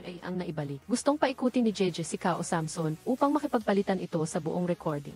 Inulat ni Xiaopo na inimbestigahan na niya ang aksidente sa skiing ni An Jingjing at mayroong mga kahina-hinalang puntos. Pagkatapos lumabas sa bilangguan ng taong sanhi ng aksidente, nawala ito. Ngunit mayroon siyang kamag-anak na nagngangalang PFAC na nagtatrabaho sa isang tindahan ng pangkasal. Nang makipagkita kay TFAC, naabutan ni Jeje na inaapi ito ni Jingjing. Inakusahan siya na inakit si Samson, kaya nakatanggap ng malaking halaga ng pera. Hayagang nag-record si Jeje ng video na nagbabanta na ikukulong si Jingjing upang dalawin si Kidong. Utang na loob ni TFAC kay Jeje, kaya ibinunyag niya na regular siyang tumatanggap ng pera kay Samson upang ilipat sa taong umako sa kasalanan ng pagiging sanhi ng aksidente ni Jingjing na nagngangalang Liu Fai. Gayunpaman, hindi rin alam ni TFAC kung nasaan si Liu Fai. Nang makipagkita kay Samson, sinabi ni Jeje na handang magsalita ang magkapatid na Liu Fei upang akusahan si Samson sa pananakit kay Jingjing. Napilitang makipagpalitan si Samson ng buong recording kung saan hinikayat ni Anguoksuan ang kanyang ama na tanggalin si VP. Ngunit alam nito na hindi pa nakakakilala si Jeje kay Liu Fai dahil binigyan na niya si Liu Fai ng bagong pagkakakilanlan noon. Nais ni Samson na makasama si Jeje kapalit ng recording. Kung hindi siya papayag, wala siyang magagawa kundi patayin ang babae ni Kidong. Biglang lumitaw si Liu Fei at pumayag na tumestigo upang akusahan si Samson. Samson. Lumalabas na mas maagang naimbestigahan ni Kidong na si Liu Fai, na takot na baka patayin siya ni Samson, ay nagtago sa isang detention center. Napilitan si Mian na pumasok sa kanyang panaginip upang hanapin ang saksi sa loob ng bilangguan. Nagbanta si Samson na ilalabas ang masamang gawain ni An Guoksuan upang mamatay silang lahat ng magkasama. Narinig ni Jingjing ang lahat, ngunit binigyan pa rin niya ang kanyang kasintahan ng pagkakataon na gawin siyang bihag. Itinulak ni Samson si Jingjing upang hulihin si Jej. Sinuntok niya ito hanggang sa nawalan ng malay, pagkatapos ay isinakay sa kotse at mabilis siyang sinundan ni Kidong. Sa daungan, ikinulong ni Samson ang gate na bakal upang hintayin ang taong magdadala sa kanya sa kabilang dagat. Kinuha ni Kidong ang isang patpat at patuloy na sinira ang padlock ng pinto. Nang makatanggap si Samson ng tawag mula sa kanyang kasabwat, hindi inaasahang naghagis ito ng isang lighter sa isang lata ng gasolina. Ginawa ni Kidong ang lahat ng kanyang makakaya upang masira ang pinto at tumakbo sa loob upang iligtas si Jej kahit na mapanganib. Dahil sa malaking apoy, natumba siya, ngunit pilit niyang ginamit ang kanyang likod upang protektahan siya. Sa sandali ng pagiging malabo, narinig ni Kidong ang tawag ng kanyang ina. Dati siyang masaya kasama ang kanyang ina hanggang sa pumanaw ito dahil sa thyroid cancer. Dahil sa pagiging walang pamilya, gusto niyang sumunod sa kanyang ina. Ngunit hinila siya pabalik ng tawag ni Viu Viu. Nang magising si Kidong, nakita niya si Viu Viu na nakahiga sa tabi niya. Nang makita siya ni Viu Viu, nagpanggap itong nakapikit. Nakita niya na pinagpapawisan si Kidong, kaya dahan-dahan niya itong pinunasan. Nang maramdaman ni Kidong na pupunasan ito ang kanyang dibdib, labis siyang kinakabahan na parang lalabas ang kanyang puso. Sa tamang pagkakataon, tinawag ni Xiaopo si Viu Viu palabas na nagpaasa sa kanya. Paglabas ni Bufan mula sa banyo, nagulat siya nang makita na gising na si Kidong. Nang marinig ni Viu Viu ang ingay, mabilis niyang tinanong si Bufan kung ano ang nangyari. Sinisi ni Bufan si Viu Viu sa kawalang ingat, hindi nito alam na ubos na ang dextrose. Pinilit niya itong umuwi upang magpahinga dahil isa rin itong pasyente. Hinulaan ni Bufan na nagpapanggap lamang ang boss na comatose upang ma-enjoy ang atensyon at pangangalaga ni Viu Viu. Kinabukasan, ipinahayag ni Viu Viu na pinalabas na siya sa ospital, kaya dumating siya sa nursery bilang kasintahan ni Kidong. Sinabi niya kay Bufan na ibigay ang lahat ng trabaho sa kanya at umuwi na ito upang magpahinga. Wala nang magawa si Bufan kundi sundin ang utos ng kanyang magiging boss. Nagdala si Viu Viu ng isang palanggana ng maligamam na tubig upang punasan si Kidong. Lumapit siya at dahan-dahang pinunasan ang kanyang mukha. Nang mapunta sa ibabang bahagi, parang lalabas na ang puso ni Kidong. Nang marinig ni Viu Viu ang sunod-sunod na tunog mula sa makina, nagulat siyang tumawag ng ambulansya. Sinabi ng doktor na mabilis ang tibok ng puso ng pasyente na nangangahulugang magigising na ito. Ngunit dahil matagal na siyang nakahiga, dapat palagi siyang ilingon at imasahe. Sinunod ni Viu Viu ang payo ng doktor at inilipat ang katawan ni Kidong upang mas madaling punasan. Nang maramdaman niya ang kanyang kamay sa kanyang likod, hindi na niya ito kinaya. Tiningnan ni Viu Viu si Kidong na mahigpit na nakahawak sa gilid ng kama at napagtanto niyang nagpapanggap lamang ito na comatose. Plano niyang tanggalin ang kanyang pantalon upang pilitin itong magising. Nagpapasalamat si Viu Viu kay Kidong sa pagligtas sa kanyang buhay, kaya aalagaan niya ito bago ito lumabas sa ospital. Kidong, natakot ako na baka matulog ka na lang ng matagal. Sa araw ng paglabas niya, gusto ni Kidong na mag-enjoy sa isang romantikong hapunan kasama si Viu Viu. Binaril ni Bufan ang mga paputok upang batiin ang kanyang boss sa pagkaligtas sa sakuna na hindi sinasadyang nasira ang plano ni Kidong. Binigyan niya ang kanyang assistant ng 1 minuto upang mawala sa kanyang paningin, kung hindi ito makakatanggap ng end of year bonus. Bago umalis, iniulat ni Bufan na bukas ng gabi, mag-host si Chairman An ng isang party upang ipagdiwang ang pagkuha ng kanyang anak sa Exhibition Center Project. Nang marinig ni Bufan na masyadong mahaba ang buhok ng kanyang boss, gustong gupitin ito ni Viu Viu para kay Kidong. Inayos niya ang bawat hibla ng buhok at dahan-dahang hinipan ang maliliit na buhok na nasa balikat nito. Malumanay na tinitigan ni Kidong ang mapaglarong babae na nag-aahit ng kanyang balbas. Ang kanyang Adam F. Apple ay patuloy na gumagalaw habang ang distansya sa pagitan nila ay lalong lumalapit. Hinawakan ni Kidong ang kamay ni Viu Viu at dahan-dahang lumapit sa kanyang mga labi. Hindi pa handa si Viu Viu kaya mabilis niyang iniwasan ang halik nito. Nang makita ang malungkot na mukha ng boss, pinayuhan ni Bufan si Kidong na sumugal. Kung hindi, ang babaeng pinoprotektahan niya noong bata pa siya ay magiging asawa ng iba. Sa ospital, binabantayan ng pulis si Samson sa buong maghapon. Alam ni Jingjing na sinaktan siya nito hanggang sa mawala ang kanyang mga binti, ngunit nagbigay din ito sa kanya ng labis na kaligayahan. Pilit siyang naniniwala na mahal siya nito, kaya gusto niyang magsikap para sa kanilang kinabukasan. Sa kotse papunta sa party, nakita ni Bufan na medyo tensyonado ang dalawang boss, kaya nagbukas siya ng musika para sumaya ang atmosfera. Nagkataon na ang radyo ay nagpatugtog ng farewell kiss, na lalo pang nagpahirap sa sitwasyon. Nagpaalala si Kidong kay Viu Viu na huwag hayaan na maapektuhan ang kanilang pagtutulungan ng awkwardness sa pagitan nila. Sa party, sa unang pagkakataon, hayagang dumalo si Kidong kasama ang kanyang kasintahan. Umakyat siya sa entablado at kusa siyang nag-apply na simulan ang Minghai Plaza Project at kasabay nito ay itinalaga niya ang kanyang kasintahan bilang punong taga-disenyo. Pinuri ni Chairman An ang ambisyon ng kanyang anak, ngunit ang mga pangunahing proyekto ay kadalasang komplikado. Ipinahayag ni Kidong na gagamitin niya ang lahat ng kanyang sariling pera at ng subsidiary na Steri Este upang mag-ambag sa Ninghae Plaza Project. Tiniyak niya na sa loob ng 2 buwan, mapapatakbo niya ang proyekto sa tamang landas. Sinabi ni An Guoksoan sa kanyang anak na maghanda ng isang matibay na plano upang makumbinsi ang board of directors. Nagpasalamat si Viu Viu kay Kidong sa pagbibigay sa kanya ng pinakamakabuluhang regalo. Samantala, nang umalis si Kidong para makipag-usap sa mga bisita, lumapit si An Guoksoan upang mag-alok ng isang baso ng alak sa kanyang magiging manugang. Ngunit nagpanggap siya na hindi kilala si Viu Viu at nagpasalamat pa nga sa chairman sa pagkuha sa kanya bilang bartender para sa party. Lumalabas na nakabalik na ang kinakapatid na ina ni Viu Viu at binati si An Guoksoan sa muling pagsisimula ng Ninghae Plaza Project. Nang makausap niya ng pribado ang kanyang kinakapatid na ina, inamin ni Viu Viu ang kanyang pagkakamali na umuwi sa bansa ng walang pahintulot. Sinisinigi ng Nguyen ang kanyang anak sa pagmamadali na muntik na itong mahulog sa bitag ni An Guoksoan. Lumalabas na lihim niyang iniimbestigahan si An Guoksoan kaya sinuhulan niya si Barbie bago ang party. Pinayuhan niya ang kanyang anak na maging maingat sa bawat hakbang at huwag hayaan na mahuli siya ni An Guoksoan. Bago matapos ang party, biglang dumating si Jingjing upang magbigay ng regalo sa kanyang panganay na kapatid. Akala niya ay ampon lamang si Kidong, ngunit hindi niya inaasahan na mas marumi ang kanyang pagkatao. Sinyasa ni An Guoksoan ang kanyang assistant na dalhin si Jingjing palabas, ngunit wala na ito sa kanyang katinuan. Ipinakita ni Jingjing ang isang video na nag-interview sa dating kapitbahay ng ina at anak na sina Kidong. Sinabi nila na akala ng ina nito na siya ay maganda, kaya kiinakit niya ang mga mayayamang lalaki. Nang pilitin siyang magpalaglag, tumanggi siya at nagbanta pa na idedemanda si An Guoksoan dahil sa pagpapahiya sa kanya. Mabilis na tumakbo si Viu Viu sa technical room at pinatay ang buong electrical system. Naalala ni Kidong noong bata pa siya kung ilang beses siyang sinuntok ng kanyang ina dahil sa pagtanggap sa pagmamahal ni An Guoksoan. Palagi niyang pinapaalala sa kanyang anak na ang kanyang apelyido ay Ki, hindi An.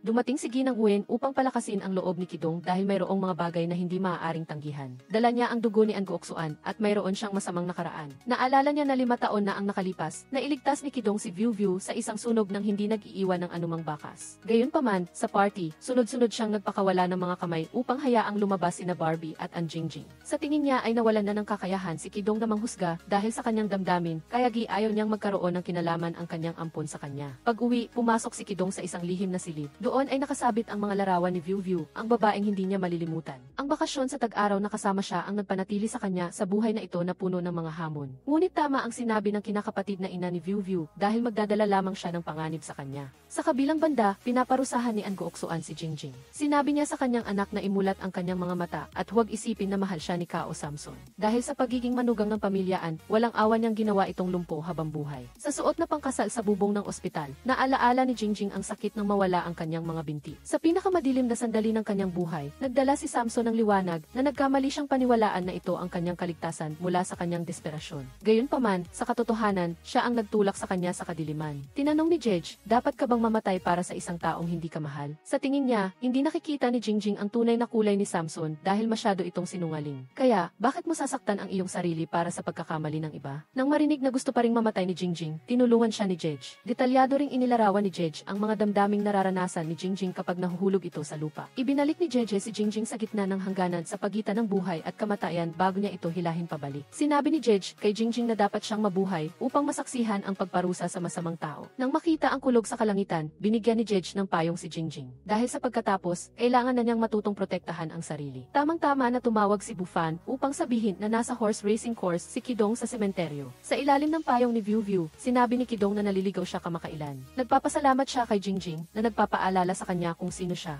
Sa tingin niya ay nahulaan nito na gawa ni An Guoksoan ang pagsabog sa daungan. Gusto nitong lumubog si Samson at ang recording sa apoy. Humingi ng paumanhin si Viu Viu dahil sa kaguluhan kamakailan kaya hindi pa ito nakakahanap ng ebidensya. Viu Viu, parang nalalayo na tayo sa orihinal na landas. Kailangan nating iwaksi ang ating damdamin upang bumalik sa ating mga posisyon. Dapat mong tandaan na ikaw ay si Viu Viu na may amang nakulong dahil kay An Guoksoan at inang namatay dahil kay An Guoksoan. Kapag naparusahan na siya, doon mo lamang matatagpuan ang sarili mong pangalan. Nang marinig ang balita na nagising na si Kao Samson, nagmamadaling pumunta si Viu Viu sa ospital. Hindi niya inaasahang makikita muli ang kanyang ama na natataranta na naghahanap sa mga rosas na dating itinanim ni Min para sa kanyang anak. Tigilan si Viu Tran nang makita si Viu Viu, ngunit biglang ginawa siyang bihag. Binalaan ni Kidong si Viu Tran na kung sasaktan niya ito ay hindi na niya makikita ang mga rosas. Lihim na kumukuha ng video mula sa malayo si Lian Kok Hyen upang alamin ang pagkakakilanlan ni Jej. Dinidilig ni Jeje si Viu Tran, nangako na hahanapin ang mga rosas. Ngunit hindi siya naniwala dahil niloloko siya ng lahat. Sinubukan ni Jedge na kumilos ngunit hindi niya magawang makita ang kanyang ama na inaresto ng pulis. Dali-daling pinapaalalahanan ni Kidong sa kanya na may sumusunod sa likuran niya. Tamang-tama nang lumabas ang NARS upang magulat, tumakbo si Gao Samson. Pinuri ni Jedge si Ankof Hyen sa paggamit kay Viewtran upang alamin ang kanyang pagkakakilanlan at pinakawalan si Gao Samson upang madaling patahimikin.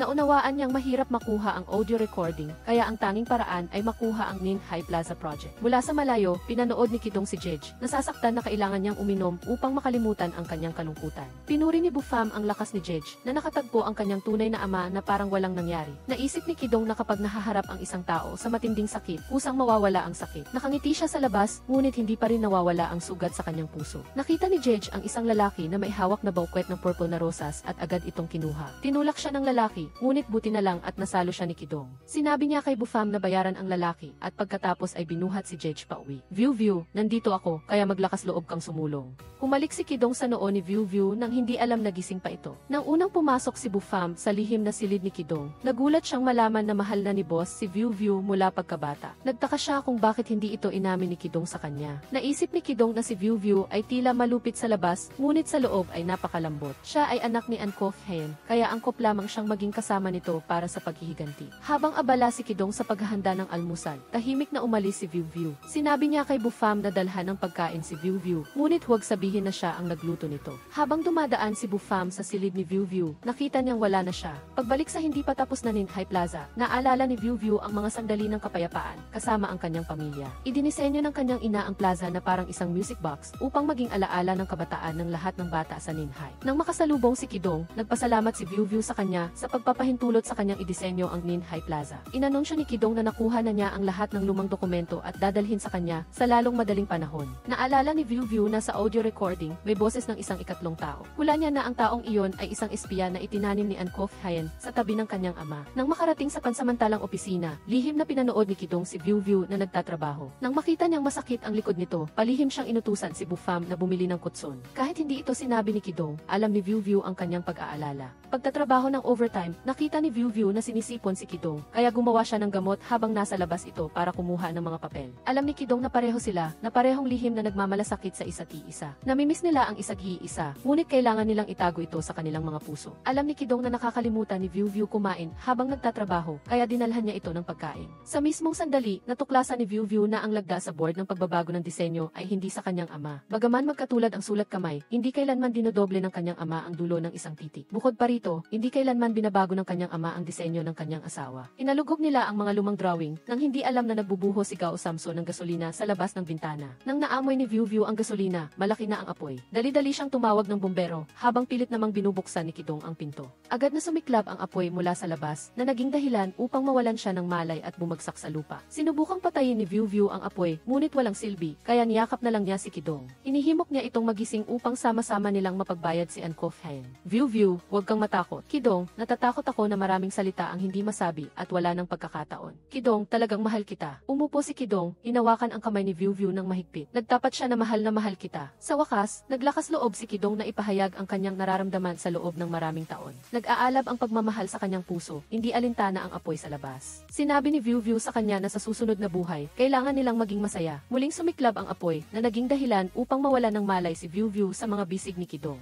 View, napakahirap para sa ating dalawa na marating ang araw na ito. Hindi ako susuko, tiyak na ilalabas kita. Kinuha ni Kidong ang palakol at binasag ang pinto, at sa wakas ay nabuksan ang panlabas na trangka. Sa gitna ng makapal na usok at apoy, pilit niyang binuhat ang kanyang kasintahan palabas. Siya ay bumagsak at nang marinig niya ang tunog ng bumbero, natulog siya sa tabi ni View nang may kapayapaan. Pagkatapos ng isang linggo, si Kidong ay palaging nasa tabi ng kama ni View. Naghihintay siyang magising ito, sinabi niya sa kanyang kasintahan na kumain ng sopas ng peras upang linisin ang kanyang baga. Tinikman ni View ang matamis na sopas, naramdaman ang maingat na pag-aalaga ng kanyang kasintahan. Inamin ni Kidong na noong nakulong siya sa apoy, nagsisi siya na hindi niya niyakap ng mahigpit si View dahil hindi niya alam kung alin sa dalawang hindi inaasahang bagay ang mangyayari muna. hindi siya payag na ilibing ang kanyang damdamin. View, gusto kong makasama ka. Habang dahan-dahang lumalapit si Kidong, pinanghinayangan ni View ang mga pahiwatig na nawasak sa sunog. Naisip ni Kidong na hindi ito ang tamang oras para pag-usapan iyon. Mabilis siyang lumapit sa kanyang labi, biglang nahulaan ni View na si Gao Samson ang salarin. Sa palagay ni Kidong, hayaan na lang si Ankof Hien ang humarap sa kanya. Ngunit naisip ni View na ang nag-arson ay ang ikatlong tao sa recording. Habang hindi nakatingin si Kidong, bigla niya itong hinalikan sa labi. Sinamantala ni Kidong ang pagkakataon nang biglang ipaalala ng nurse na tapos na ang oras ng pagbisita. Nangako siya sa kanyang kasintahan na kapag nakalabas na ito sa ospital, dadalhin niya ito sa malayong lugar. Nang makabalik ang kanyang anak, sinabi ni Ankof Hien na may nakakuha sa nag-arson. Hindi nagulat si Kidong na si Gao Samson ang salarin, ngunit natatakot siyang gumawa ito ng mas matinding mga bagay. Ayon kay Emisian, ang isang lihim na recording ay hindi maaaring ituring na ebidensya. Ngunit kung ito ay malantad, tiyak na makakaapekto ito sa fundraising event para sa Nin High Plaza. Pinayuhan niya ang kanyang anak na tutukan ang proyekto, habang siya naman ang haharap sa salarin. Biglang sumakit ang ulo ni Ankof Hien at nawala ng malay. Ang diagnosis ng doktor ay mayroon siyang ruptured intracranial aneurysm na nagdulot ng kanyang pagkakoma. Bago maging matatag ang kanyang kalusugan, hindi dapat magtrabaho ng sobra ang pasyente. Sa kanilang unang date, may dalang baukwet si Kidong, naghihintay sa kanyang kasintahan sa labas ng bahay. Nahihiya siya, sinasabing ito ang unang beses na nagbigay siya ng bulaklak sa isang babae. Pagdating sa dalampasigan ng Kijia Village, narinig ni Kidong na madalas pumunta si View dito noong bata pa siya tuwing summer vacation.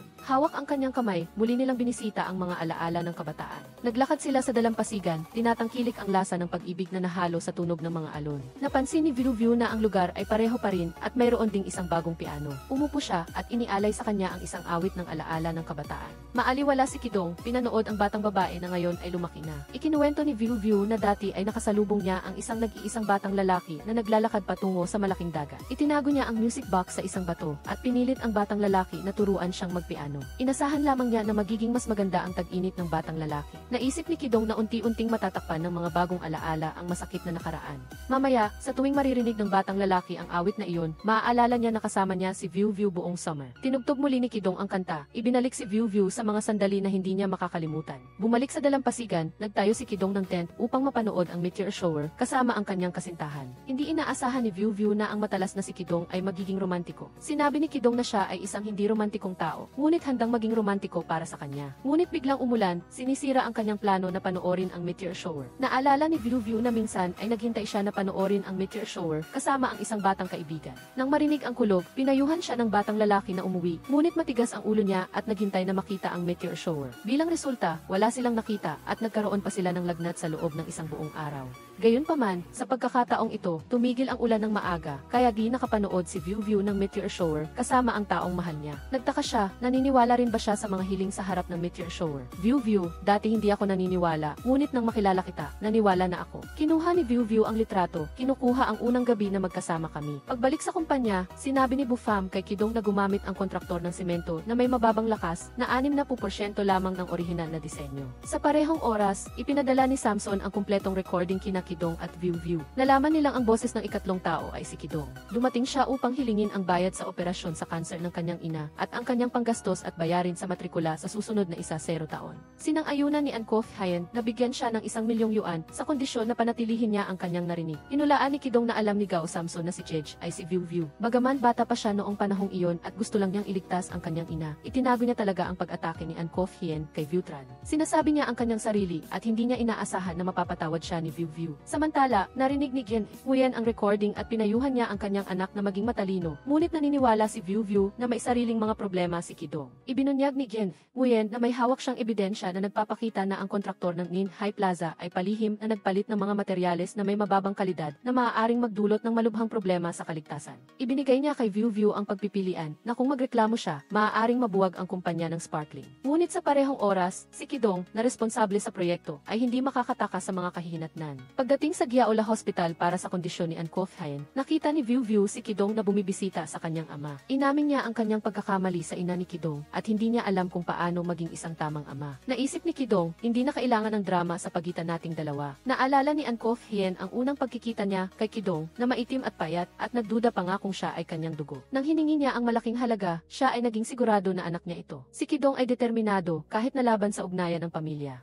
Nagtanong si An Kok Hyen, sino ba talaga si Kijej? Nang sinabi ni Kidong ang pangalang View View, siya ay natahimik. Tumawa si An Kok Hyen dahil ang kanyang anak ay tulad niya, nagtaksil sa taong mahal niya. Pagkatapos ng 3 araw, nag-organisa si An Kok Hyen ng isang fundraising event para sa Nin Hai Plaza Project. Dumating ang mga pulis, sinasabing nakatanggap sila ng isang liham na nagsasaad na ang ginamit na semento sa plaza ay hindi nakakatugon sa mga pamantayan. Dumagsa ang mga mamamahayag, tinatanong kung ang iba pang mga proyekto ng Sparkling ay mayroon ding mga panganib sa kaligtasan. Inanyayahan ni An Kok Hyen ang mga mamamahayag na tanungin ang mga pulis dahil siya mismo ang nag-imbita sa kanila na pumunta doon. Sinabi ng pulisya na pagkatapos ng kanilang investigasyon, tiniyak nila na ang semento ng Sparkling ay ganap na nakakatugon sa mga pamantayan. Humingi si An Kok Hyen ng maliit na insidente upang ipahayag na hindi natatakot ang Sparkling sa mga hindi kilalang liham. Nagpasalamat din siya sa nagpadala ng liham na nagbigay daan sa pulisya na muling suriin ang kalidad ng konstruksyon. Inanunsyo din niya na inilipat na niya ang lahat ng kanyang mga share kay Kidong na nagtalaga sa kanyang anak bilang chairman ng Sparkling. Nang makasalubong si View View ng pribado, masaya si An Kok Hyen na makita ang anak ng kanyang dating kaibigan. Sinabi niya na mas matalino ito kaysa sa kanyang ama, ngunit emosyonal pa rin ang pagtatrabaho. Sinabi niya na alam ni Kidong na ang semento ay isang bitag lamang na inihanda niya para kay View View. Hula niya na gusto pa niyang subukan si Kidong na kung hahadlangan niya ang liham, siya ay magtataksil sa kanyang ama. Masaya si An Kok Hyen dahil hindi siya binigo ng kanyang anak. Tiniyak niya na ang halaga ni View View sa puso ni Kidong ay hindi maihahambing sa isang maliwanag na kinabukasan. Pagkatapos ng ilang sandali, biglang bumaba ang presyo ng stock ng Sparkling. Nagdao si Kidong ng press conference, inamin na ang capital chain ng Sparkling ay naputol dahil sa maraming issue sa pandaraya sa financial data ng korporasyon. Bukod pa rito, ang dating chairman na si An Kok Hyen ay pinaghihinalaang sangkot sa iligal na paglilipat ng mga asset. Nagdaos siya ng pangalawang fundraising event para sa Nin Hai Plaza Project upang ilipat ito sa isang foreign account at short sell ang Sparkling Corporation. Nang makita ang kanyang ama na dali-daling tumakas, tinanong ni Tintin kung babalik pa ba ito. Kinuwestiyon niya na mula simula hanggang huli, ang mga anak ba ay mga chess piece lamang ng kanilang ama. Sino man ang manalo, si Kidong man o si Gao Samson, ay magtatapos bilang isang paon. Sinabi ni An Kok Hyen na kapag naayos na niya ang mga bagay-bagay sa ibang bansa, magpapadala siya ng isang tao upang sunduin si Tintin. Pinayuhan niya ito na kung may mangyari sa kanya, dapat siyang umalis kaagad. Nagmadali si An Kok Hyen sa pier, hindi inaasahang makikita muli si View View. Hawak pa niya ang susi ng bangka na kailangan niya. Hiningi ni An Kok Hyen kay View View ang presyo upang mabili ang susi. Agad niya itong itinapon sa dagat dahil wala siyang kailangan maliban sa kanyang buhay. Sa desperasyon, sumugod si An Kok Hyen upang atakihin si View View. Dumating si Kidong sa tamang oras, pinigilan ang kanyang ama na saktan ang taong mahal niya. Naunawaan ni Kidong na nagpapanggap si An Kok Hyen na may sakit kaya nakipagtulungan siya kay View View upang maglaro ng isang laro. Bago pumunta si View View sa ospital upang imbestigahan si An Kok Hyen, inamin ni Kidong na siya ang ikatlong tao sa recording.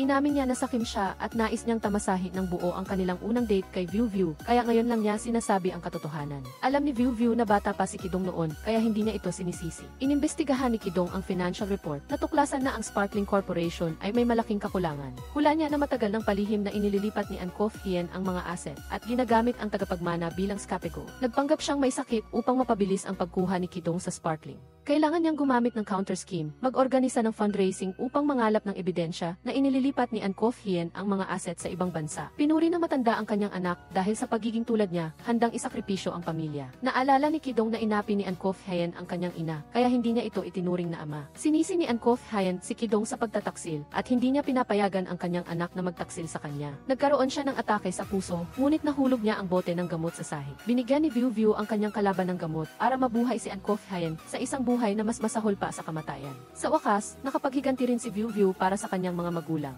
Sa ilalim ng takip silim, hinawakan ni Kidong ang kamay ni View View, tandaan ang ngiti ng kanyang mahal. Dumating ang mga pulis upang arestuhin si Kidong sa hinalang tinulungan niya si An Kok Hyen na maglipat ng mga asset. Upang ibagsak si An Kok Hyen, kailangan ni Kidong na makipagtulungan sa kanya at isagawa ang huling paglilipat ng kapital. Bukod pa rito, gusto niyang magbayad para sa kanyang mga aksyon noong nakaraang taon. View View, umaasa ako na maaari mong simulan muli ang iyong buhay. Nakatayo si View View, pinapanood si Kidong na lumalayo. Lumingon siya, umiti ng matamis bago siya iwan. Pagkatapos mapawalang sala si View Tran, inilipat siya sa Nin Hai Mental Hospital. Nagdala si View View ng mga purple na rosas upang bisitahin siya, ngunit hindi siya nakilala ng kanyang ama. Sinasabi niya ang kanyang sarili sa pagdating ng huli na nagdulot sa kanyang ama ng ganitong matinding sitwasyon. Naalala ni View Tran na dati ay nagdeposito siya ng maraming buto ng purple na rosas sa isang tindahan ng bulaklak malapit sa bahay. Dinala niya si Viu Viu doon at ibinalik para sa kanya. Pagdating sa tindahan ng bulaklak, nakita talaga ni Viu Viu ang storage compartment ng kanyang ama. Ngunit bukod sa kahon ng buto, nakita niya ang maraming sulat pag-ibig mula sa isang babae para sa kanyang ama. Nagtatoo din ang babae ng rosas sa kanyang bukong-bukong upang patunayan ang kanyang lihim na pag-ibig. Inanyayahan din ng babae ang kanyang ama na pumunta sa parke ng swing at pagkatapos ay inakusahan si Viu Tran sa pagpatay sa kanyang asawa. Naalala ni Viu Viu na noong bata pa siya, nakita niya ang kanyang ama na nakikipag-usap sa isang babae na may tato ng rosas sa kanyang bukong-bukong. Bumalik siya sa bahay ni Kidong upang maghanap ng init. Naramdaman ni Viu Viu na hindi na siya makapaniwala sa sinuman. Nakakita siya ng isang natatanging larawan at hindi inaasahang nagtatago ng isang lihim na silid. Pumasok si Viu Viu na tahimik na nakatingin sa lahat ng pinakamahalagang sandali sa kanyang buhay. Nalaman niya na ang taong madalas bumili ng mga libro para sa kanya noon ay si Kidong, din lihim siyang sumusunod sa kanya, hindi kailanman nawawala sa kanyang buhay. Sa wakas, napagtanto ni Viu Viu na si Kidong ay ang batang lalaki na nagturo sa kanya na tumugtog ng awit ng alaala ng pagkabata. Hindi niya ito kailanman nakalimutan at maingat niyang piprotektahan ang lahat na sa kanya. Tinawag niya si Bufam, tinanong niya kung bakit napakabobo ni Kidong. Naalala ni Bufam na sinabi ng boss na handa siyang gamitin ang 15 taon ng proteksyon kapalit ng isang maikling date kay Viu Viu. Ikinuwento niya na noon, ginahasa si Kidong ng ina ni An Kok Hayan at siya ay isinilang.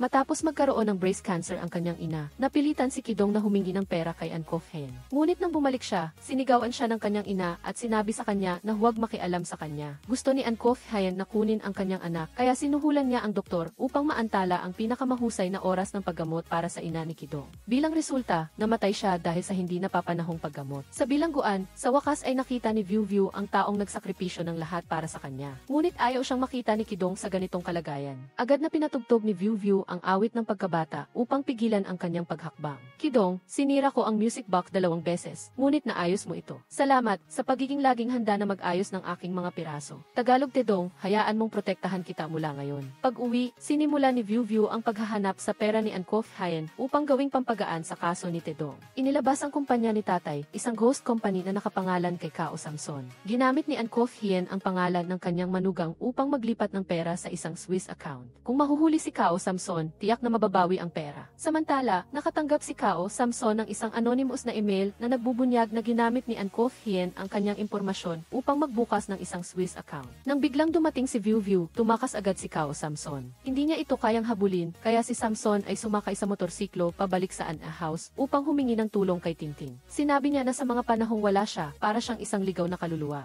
Tagalog maamo ang loob ni Tintin. Ginagamot niya si Samson at inamin nito na ayaw niyang matulad sa kanyang ama na namatay dahil sa pananakit ni An Kok Hayan. Kaya, hindi siya nag-atubiling umakyat sa posisyon sa anumang paraan. Ngunit bago namatay ang kanyang ama, taos puso niyang niligawan si Tintin. Noong panahong iyon, buo pa siya at kasing yaman ng mga ulap. Matapos makuha si Tintin, sinisi niya ang sarili niya sa pagiging baldado nito, kaya hindi niya ito iiwanan. Tinanong niya ang bank account password ng ama nito sa Switzerland upang makakuha ng pera at makapagsimula ng isang bagong buhay. Naalala ni Tintin na madalas binabaliktad ng kanyang ama ang kanyang kaarawan at ginagawang password para sa mga account. Hindi niya alam, may nakikinig sa tawag sa telepono ni Samson. Siya ang babaeng may tatoo na rosas sa kanyang bukong-bukong. Matapos makatulog si Samson, palihim na tinawagan ni Tintin si Viu Viu. Pagdating ni Viu Viu, nakatakas na si Samson. Samantala, nakatanggap si Tintin ng balita na naaksidente si Samson. Pagdating sa ospital, nakita ni Tintin si Samson na naghihingalo sa kanyang higaan. Pinayuhan siya ni Samson na huwag umiyak para sa isang masamang tao na tulad niya. Tintin, humihingi ako ng tawad sa pagsira ng buhay mo. Paglabas, binigay ni Tintin kay Viu Viu ang password ng account. Ito ang araw na naging chairman si An Kok Hayan. Ayaw niyang maging katulad ng kanyang ama at umaasa siyang maililigtas ni Viu Viu si Tedong. Pagdating sa Swiss Bank, nakita ni Viu Viu ang taong may tatoo na rosas sa kanyang bukong-buko. Narinig niya rin mula sa bank manager na may isang babae na nagtangkang mag-withdraw ng pera, ngunit mali ang password. Matapos matagpuan ang pera ni An Kok Hayan, nabawasan ang sentensya ni Tedong at naibalik siya sa kanyang posisyon bilang chairman. Ang babaeng may tatoo na rosas sa kanyang paa ay patuloy na palihim na sinusubaybayan ang kaso. Hindi niya alam, siya pala ang ampon na ina ni Viu Viu. Sa huli, nakalaya rin si Tedong sa kulungan. Umalis siya at narinig niya ang tugtog mula sa isang lihim na silid. Naghihintay sa kanya si Viu Viu na may malaking ngiti sa kanyang mukha. Idinagdag niya ang maraming sandali sa buhay ni Tedong Tedong sa tabi ng kanyang mga larawan. Ang silid ay naging isang lugar upang panatilihin ang lahat na naukol sa kanila. View, salamat. Para kay View, napakagaling na ang dating payat na bata ay naging isang matangkad at gwapong lalaki. Naisip niya na siya ang pinakamahalagang tao sa mundo dahil mayroon siyang kamanghamanghang lalaki na nagprotekta sa kanya sa loob ng 15 taon. Tedong, poprotektahan kita mula ngayon. Sa gitna ng malumanay na musika, dahan-dahang hinagka ni Tedong ang mahal niya. Natigilan si View sandali, ngunit tumugon din siya ng buong puso. Ang kanilang halik ay puno ng matinding pagmamahal ng dalawang taong muling nagkita pagkatapos ng matagal na panahon. Tila upang makabawi sa nawalang oras, dahan-dahang hinubad niya ang kanyang shirt. Sa romantikong sandaling ito, nag-isa ang kanilang mga katawan at ang kanilang mga puso ay tumibok ng magkasabay. Pagkatapos ng masiglang gabi, masunuring ipinaghanda ni View si Tedong ng almusal. Buong pagmamahal na hinalikan ni Tedong si View at mahigpit siyang yakap. Nakita niya ang larawan ng babaeng may tattoo na rosa sa kanyang paa. Sinabi ni View na ang babae ay kalaguyo ng kanyang ama at siya rin ang nasa likod ni Samson. Nahulaan niya na sa sobrang sakit na naramdaman, nakipagsabwatan ang babae kay Ankof Hen upang saktan ang kanyang ama. Naisip ni View kung gaano siya kahibang, gayong ang kanyang ama ang totoong dahilan ng pagkamatay ng kanyang ina. Niyakap ni Tedong si View at nangako na palagi siyang nasa tabi nito. Nais ni View na matupad ang hangarin ng kanyang ina na bumuo ng isang plaza at sa parehong oras, nais niyang parusahan ang taong sumira sa kanilang pamilya. Mula noon, muling sinimulan ni Tedong at View ang proyekto ng Ninhay Plaza. Ang Ministry ng Konstruksyon ay sa wakas ay nagbigay ng pahintulot sa pagpapagawa para sa Tingview. Malapit nang matupad ni View ang hiling ng kanyang ina na gawing ipinagmamalaki ng Ninhay ang plaza. Sakto namang tumawag si Pupo upang ipaalam na natagpuan na niya ang tattoo artist na gumawa ng rosas para sa babae sa larawan. Dahil ito ang pinakagusto niyang trabaho, naaalala niya na ang pangalan ng babae ay Ho. Biglang naisip ni View na tanungin ang kanyang ina tungkol sa mga nangyari noon. Alam ni Gi Nguyen na nahihirapan ang Tingview na makakuha ng mga mamumuhunan dahil malapit na itong malugi. Nagdisenyo siya ng isang plano upang akitin ang mga mamumuhunan, umaasa na makatulong sa dalawa niyang anak. Nagpasalamat si View sa kanyang ina, ngunit sinabi niya na napunan na ni Tedong ang pagkukulang sa proyekto. Matapos niyang kumbinsihin ang ministro ng konstruksyon, maraming mamumuhunan ang muling nagtiwala sa Tingview. Naisip ni Tedong na ang Ninhay Plaza ay isang mahalagang proyekto para sa lungsod kaya sinamantala niya ang pagkakataon. Masayang-masaya si View dahil may dalawang mahalagang tao na palaging nasa tabi niya. Pagpasok niya sa banyo, nakita ni Tedong ang mga lumang larawan ni Gi Nguyen. Napansin niya na may suot itong buton na may rosas na nakita niya noon kay Ankof Hen. Lumabas si Tedong at sinadyang ibinagsak ang kanyang chopsticks sa sahig. Yumuko siya upang tingnan ang bukong-bukong ni Gi Nguyen, ngunit walang totoo. Naalala ni Gi Nguyen na magkasama sila ni View sa high school at college. Pagkatapos noon, nakilala nila si Viewtran. Pagkatapos ng kanilang graduation, ikinasal ang mga magulang ni View, ngunit nanatili silang malapit kay Gi Nguyen. Pag-uwi, direktang sinabi ni Tedong na pinaghihinalaan niya na si Gi Nguyen ay si Ho. Sinabi niya na dati niyang nakita ang isang brooch na may bulaklak na rosas kay Ankof Hen na kapareho ng nasa larawan ni Gi Nguyen. Bukod pa rito, maingat si Viewtran at hindi niya magagawang magkamali kay Ankof Hen maliban kung ipagkanulo siya ng isang taong malapit sa kanya. Alam niya na nasa mahirap na sitwasyon si View, kaya maingat niyang imbestigahan ang katotohanan. Samantala, tinanggal ni Gi Nguyen ang tattoo sticker. Naalala niya na dati siyang nabuntis ni Viewtran. Ngunit tinanggihan ni Viewtran ang responsibilidad at nais niyang bumalik sa kanyang asawa at anak. Kasabay ng pagtawag ni View sa kanyang ama, nagmadaling itinulak ni Viewtran ang kanyang kalaguyo na si Gi Nguyen ay nakunan at nagtanim ng galit sa kanyang puso. Tumingin si View sa malakas na ulan sa labas, takot na darating ang bagyo sa kanyang buhay. Hindi siya makapaniwala na ang kanyang ampon na ina ay ang kanyang kaaway. Nang makilala niya si Tedong, sinabi ni View na ang kanyang ampon na ina ay si Ho.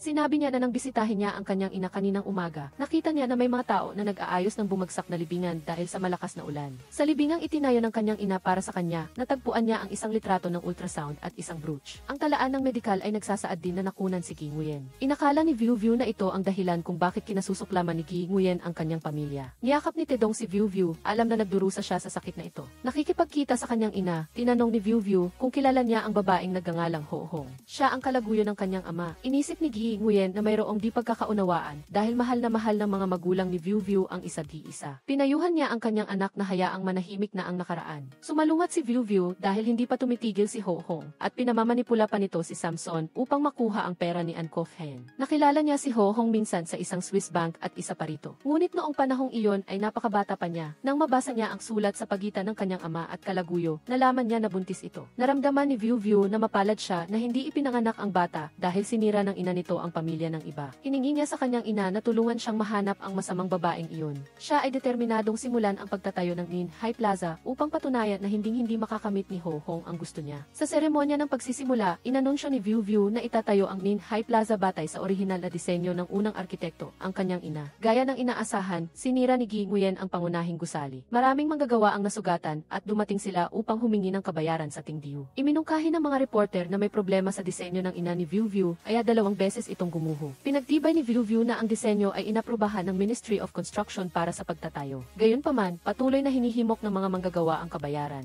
Tumakbo si Tedong upang humingi ng 3 araw upang ibunyag ang katotohanan sa lahat. Nagsalita si Ti Nguyen at nagpasya siyang magbigay ng puhunan sa Ting Diu upang magbayad para sa insidente ng pagbagsak ng plaza. Mag-aalok siya ng isang bagong plano ng disenyo na titiyakin na ang Nin Hai Plaza ay hindi magkakaroon ng parehong problema. Pag-uwi, alam ni Tedong na malungkot si Viu Viu. Naisip niya na nahulog si Gi Nguyen sa bitag ni Viu Viu at tiyak na magkakaroon ng maraming pagkakamali. Pagkatapos siyang mahuli, mananatili ang kapital sa proyekto na makakatulong na matapos ang Nin Hai Plaza. Sa sandaling iyon, dumating si Bu Pham upang magulat na naimbestigahan niya kung sino ang tumulong kay Nguyen. Lumabas na siya ay ang malapit na katulong ni An Kof Hien na nagngangalang Triuk Ha. Kinabukasan, narinig ni Viu Viu mula kay Bu Pham na si Triuk Ha ay naghahanda ng tumakas patungong Haichao. Pinilit niya si Tedong na hulihin ito agad, habang siya naman ay nanatili upang hindi maging kahinahinala. Nag-aalala si Tedong na si Gi Nguyen ay magiging desperado at sasaktan si Viu Viu. Nagtitiwala siya na malalampasan ni Tedong ang panganib sa Haichao at umaasa rin siyang magtitiwala ito sa kanya. Pagdating sa daungan, biglang lumitaw si Tedong sa harap ni Triuk Ha. Ngunit lahat ay nasa ilalim ng kontrol ni Nguyen Beach. Masaya niyang pinasabog ang barko na lula ni Tedong at Triuk Ha. Tinawag niya ang kanyang anak upang kumain ng mga lokal na specialty at tinuruan niya si Viu Viu kung paano kainin ang hilaw na talaba. Naghintay siya na subukan ito ng kanyang anak bago niya ibunyag na may inilagay siyang espesyal na sangkap dito. Lumalabas na pumunta siya sa sementeryo at natuklasan niya na nakita ni Viu Viu ang ultrasound paper sa kabaong. Inamin niya na matagal na niyang alam na natuklasan ni Viu Viu ang kanyang pagkakakilanlan, kaya ginamit niya si Triuk Ha bilang pain. Nais ni Viu Viu na maghiganti para kay Tedong, ngunit nawalan siya ng malay dahil sa pampamanhid. Dinala niya si Viu Viu sa isang abandonadong lugar at pinayuhan niya ang kanyang anak na huwag gumalaw ng mabilis dahil sasabog ang maliit na bomba sa loob ng kanyang tiyan. Kinamumuhian niya si Viu Viu dahil inagaw nito ang lahat ng bagay mula sa kanyang anak. Tuwang-tuwa siya dahil magiging siya ang namamahala sa pagtatayo ng Nin Hai Plaza. Sa pinakawalang magawang sandali, naisip lang ni Viu Viu ang pinakamahalagang tao sa kanyang buhay. Pilit niyang isinulat ang pangalan nito at dahan-dahan siyang nawalan ng malay. Sa huli, binuksan ni Tedong ang pinto, ngunit wala ng malay si Viu Viu. Pagkatapos ng 3 araw, nagising si Viu Viu at nakita si Tedong. Naisip niyang nananaginip siya. Niyakap siya ng mahigpit ni Tedong at inulit ang kanyang pangako na poprotektahan siya habang buhay. Bago pinindot ni Gi Nguyen ang pindutan upang pasabugin ang bomba, tumalon siya sa dagat. Naisip ni Viu Viu na nawala na si Tedong, kaya mas pagpapahalagahan niya ang bawat sandali sa tabi niya. Pagkatapos na makalabas si Viu Viu sa ospital, pinilit siya ni Tedong na mag-ehersisyo sa umaga. Nagdala pa siya ng tubig at kumot dahil baka lamigin siya. Nang bisitahin niya ang libingan ng kanyang ina, naalala ni Tedong na pinayuhan siya nito na huwag hayaang bulagin ng galit ang kanyang isipan. Ngunit hindi niya sinunod ang kanyang ina at inilagay niya ang kanyang sarili at ang kanyang mahal sa maraming panganib. Gayunpaman, sa kasalukuyan, gusto niyang mabuhay ng maayos sa tabi ni Viu Viu. Sinabi niya na ayaw niyang matulad sa kanyang ina na sinira ng galit ang buong buhay. Gusto niya lang ng kapayapaan na makasama si Tedong habang buhay. Sa pagbisita sa kanyang ama sa mental hospital, narinig ni Viu Viu mula sa nurse na hindi nila mahanap si Viu Tran. Tumakbo siya pabalik sa kanyang dating bahay upang hanapin ang kanyang ama, kasabay ng pag-uusap nila ni Nguyen Beach sa Nin Hai construction site. Inamin ni Nguyen Beach na mas mahal niya si Viu Tran, mas naiinggit siya kay Telan. Siya ay maganda, may magandang pamilya, at si Viu Tran mismo ang umamin ng kanyang pag-ibig sa kanya. Matapos silang ikasal, naging abala si Telan sa trabaho at lumayo sa kanyang asawa. Sinamantala ni Nguyen Beach ang pagkakataon upang pumasok sa kanilang kasal at nabuntis kay Viu Tran. Ngunit pinagtibay niya na mayroon lamang siyang isang anak, si Viu Viu. Sa tuktok ng kanyang galit, sumang-ayon siyang gumawa ng mga peking dokumento upang sisihin si Viu Tran. Bilang kapalit, gusto niya ng 30% ng Ting Diu. Ngunit tinalikuran siya ni An Kof Hien at binigyan lang siya ng 350 milyong yuan. Nagtagumpay siyang patayin si Telan, ginawang miserable ang buhay ni An Kof Hien, at iniwan lamang sina Viu Viu at ang kanyang ama. Nakita niya ang kanyang ama na nakabitin sa hangin, kaya nagmadali siyang pigilan si Nguyen Beach. Inatake siya ni Nguyen Beach, ngunit nadulas ito at nahulog. Nagmamadaling hinawakan ni Viu Viu ang kamay ng kanyang ina, ngunit inamin nito na kaya niyang iligtas si Telan. Gayunpaman, pinili niyang hayaan itong mahulog. Inamin ni Viu Viu na kinasusuklaman niya si Nguyen Beach, ngunit nangako siya kay Tedong na mamumuhay siya ng maayos. kaya hindi niya hahayaan na masira ang kanyang buhay. Dumating si Tedong sa tamang panahon at tinulungan niya si Viu Viu na hilahin si Nguyen Beach pataas. Bago siya bumalik sa pagbabayad, lumingon si Nguyen Beach upang tingnan si Viu Viu na dating maliit at nakahiga sa kanyang mga braso. Pagkatapos ng 3 araw, bumalik si Viu Tran sa mental hospital. Nakahinga ng maluwag si Viu Viu, hinayaan ang kanyang ama na mabuhay sa kanyang sariling mundo. Sa pagbabalik sa baybayin, nag-record si Tedong at Viu Viu ng mga masasayang sandali. Ibinabalita niya na ang Nin High Plaza Project ay nasa tamang landas, kaya ang kanyang misyon ay manatiling masunurin sa tabi niya. Biglang tumunog ang music box na nagbukas sa panukala ni Tedong. Viu Viu, mula sa unang sandali na nakita kita, alam ko na ang aking buhay ay nakakabit na sa iyo. Viu Viu, papayag ka bang maging asawa ko? Tedong, isinuot ni Tedong ang singsing sa daliri ng pinakamahalagang babae sa kanyang buhay. Pagkatapos ng maraming galit at pagsubok, sa wakas ay masaya na silang magkasama.